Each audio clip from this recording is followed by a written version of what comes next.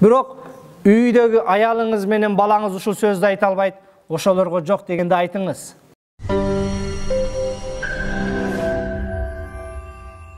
Көчөдөн бирөөдү чакырыш кыйын. Азыр ар ким өзүнө өзү шеф болуп, өзүнө өзү кыйын болгон заман. Башымды ортбашы деши мүмкүн, өзүңдү билчи деши мүмкүн, өзүң эле кечээ барып алып бүгүн адам болуп калдыңбы деши мүмкүн. Бирок үйдөгү аялыңыз менен балаңыз ушул сөздү айта албайт, ошолорго жок дегенди айтыңыз. Кээде көчөдө кошунан башымды ортпа деши мүмкүн, бирок аялыңыз, балдарыңыз айта албайт. Өзүңүзгө керек болгон нерседе балаңызга дагы, аялыңызга дагы сөзүңүздү өткөрүп эле атасыз. Ибадатка келгенде, намазга келгенде эле инсап бербесе кыйын экен да таксыр айтып атабыз, деп атабыз деп кутулуп кетесиздер.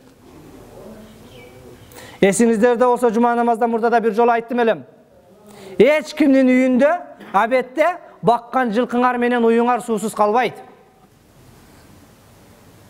Анткени сиз ошол шаарга барат, башка катуу айтып кетесиз, 12-де суун бер, 1-де чөбүн сал, пресин бер деп. Эми Кудай инсап берсин, бу ачкаса калат да деп бирөөдүн да үйүндө бир ачкалыктан жылкысы өлүп калган уга элекпиз татарда.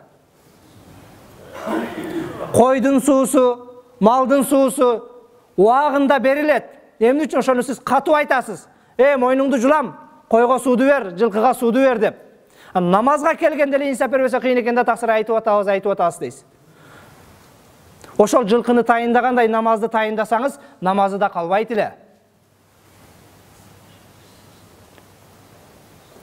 Kullukum ra'in ve kullukum mas'ulun an ra'iyya. Ар бириңер жетекчисиңер, ошол жетекчи болгон нерсеңерге жооп бересиңер дейт. Эркек киши үй бүлөдө жетекчи, ошол кол астында моюн сунгандарга эртең Кудайдын астында жооп берет. Балдардын тарбиясына башкасына аялдар дагы жооп берет.